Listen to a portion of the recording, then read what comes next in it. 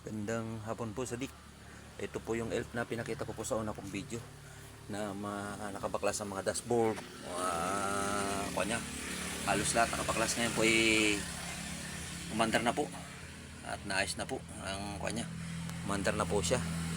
Napinis na po rin po natin. Nadisgrasya pa nga po yung bubong ko at biglang tumaas yung boom, ayan, grabe. Ako po, subukan po natin pandarin.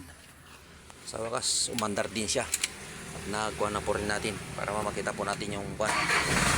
Ayan, umandar po siya, umandar. One click